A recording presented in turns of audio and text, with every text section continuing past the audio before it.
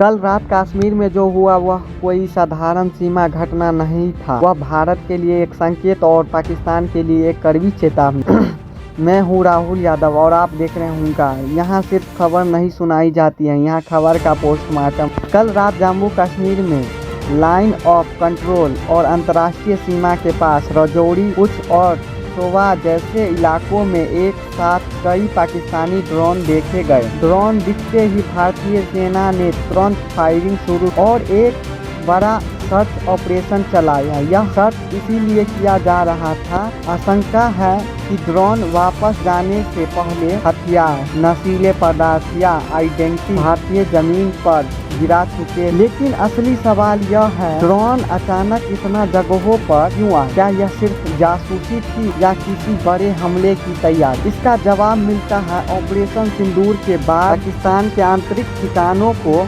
गहरा झटका लगा।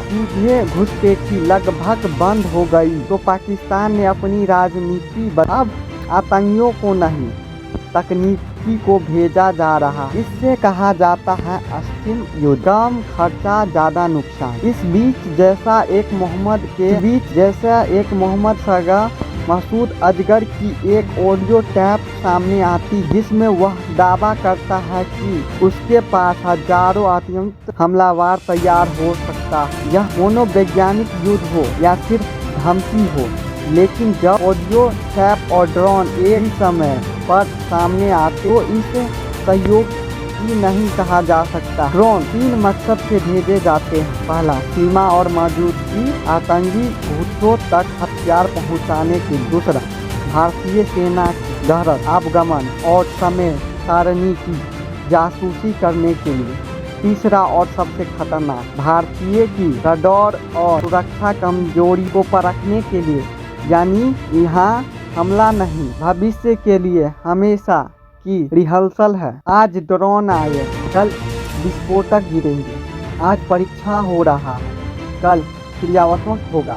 यह सिर्फ कश्मीर की बात नहीं है, यह भारत पाकिस्तान टकराव का नया चरण। भारतीय सेना सतर्क है और जवाब देना जानती, लेकिन देश को भी समझना होगा यह लड़ाई सिर्फ सीमा पर नहीं, यह तकनीकी और मानसिकता की लड़ाई। अब आप बताइए, क्या पाकिस्तान को सिर्फ चेतावनी मिलनी चाहिए या सीधा जवाब? कमेंट में अपना राय लिखिए और